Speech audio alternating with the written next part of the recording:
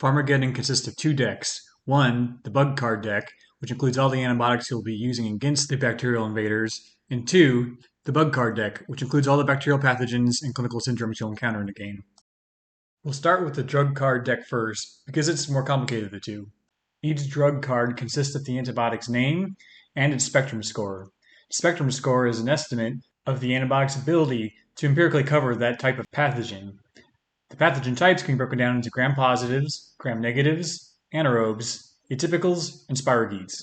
The image side of the card also includes the cost of playing the card, both its flora damage and its health damage, as a consequence of drug side effects. The most important part of the back of the card is its antibiotic key, which tells you where on the bug card to look to determine if the pathogen is susceptible to the antibiotic. The bottom of the card includes icons indicating whether the antibiotic needs renal or hepatic dosing, is available in IV or oral formulations, and whether it's safe to give in pregnant and breastfeeding women or to very young children. The bug cards are much simpler. The front of each card includes the name and the gram-stain morphology of the organism.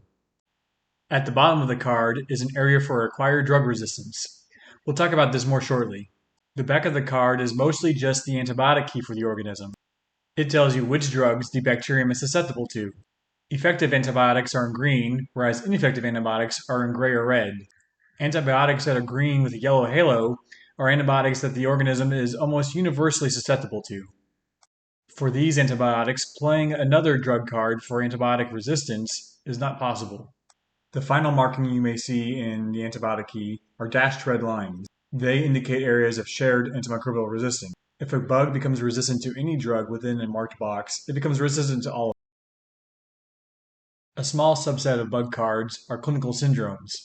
They behave the same way as the other cards, but have a slight difference in their antibiotic keys, because in some instances, combination therapy may be necessary to ensure adequate empiric coverage. In these instances, the antibiotic is a shade of blue. In order to kill the bug card, both a dark and a light blue drug must be played simultaneously to be effective. Lastly, there are a few additional bug cards which may temporarily modify the rules of the game. These event cards include patients, complications, and the antibiotic police. Play too many bazooka-cillins and you just may get a visit from the antibiotic stewardship team. Setup starts by placing 3 bug cards image side up atop the playing area. The rest of the deck is placed immediately to the side of these cards. Each player is then dealt 5 drug cards of their own, which they may keep hidden if they so desire. After the drug cards are dealt, the bug cards are placed in a 3x3 grid face up in the middle of the playing area. The remainder of the bug card deck can be placed just off to the side. The game is now ready to begin.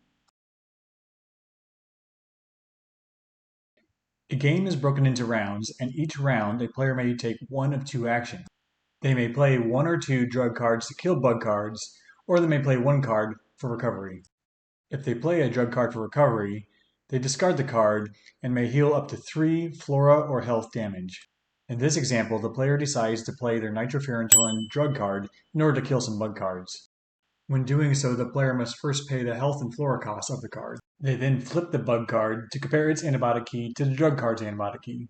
If the antibiotic is effective, the bug card is removed, placed in that player's personal discard pile, and the player may continue attacking additional bug cards.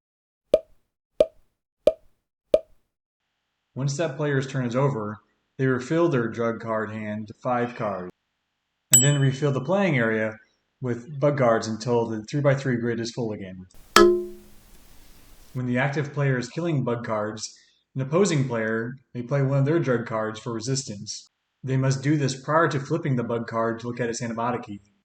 If the drug card played for resistance matches the drug card played to kill the bug card, or it shares mechanisms of resistance as denoted by the dashed red lines, then the bug card becomes resistant to these antibiotics, and the active player's turn is over. A drug card is placed underneath the bug card to indicate it is now resistant. Gameplay now moves to the next player. In a versus game, each game lasts 7 rounds, after which the final scores are tabulated. Throughout the game, health and flora damage are recorded each round on the player sheet. There is additionally a column for advanced scoring if so interested. Otherwise, a player's final score is simply all the bug cards they killed during the course of the game. Lastly, there's a reminder that players can call a pharmacy twice per game to refresh the available drug cards during the draw phase if there's not one to their liking. That concludes the how-to video for Pharmageddon's multiplayer versus mode. Be sure to check out the additional videos for the multiplayer cooperative and single-player solo modes. You can also refer to the instruction manual for additional details. Thanks for watching!